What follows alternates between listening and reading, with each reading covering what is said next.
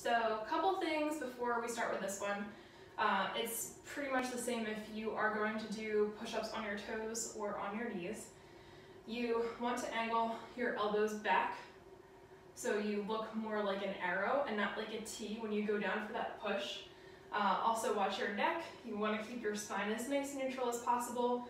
Sometimes people have a tendency to kind of stick their neck forward and do like a chicken neck movement when they go down for that push-up. So try and keep your spine as nice and neutral as possible. If you notice yourself doing that, it kind of helps if you look up a little bit and focus on a point on the floor, like just a little bit in front of you, and sometimes that can kind of help keep everything better aligned. Another tip that is helpful is not just having your hands like flat on the ground.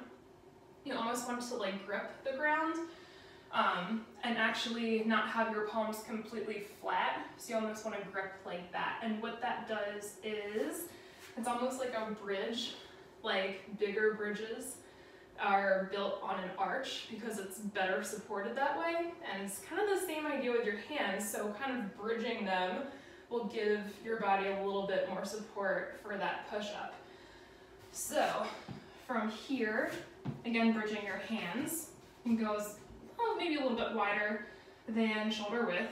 You're going to come down and then push back up. Same idea if you're on your knees. You do want to make sure that you're not really pushing, going into a push-up like this.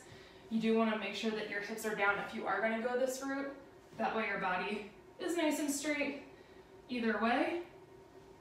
And it would be the same idea too, so you could always elevate your push-up if you are on a windowsill, if you're at a gym, and you could use a squat rack or a Smith machine, something like that, where your hands are elevated. That can also make it a little bit easier if you're not quite ready for the floor push-ups yet, but keeping the same things in mind. You won't really be able to bridge your hands as much if they're elevated on something else, but bracing your core, keeping your body in alignment, not making a T or a cross with your elbows, but angling them down more so you look like a V.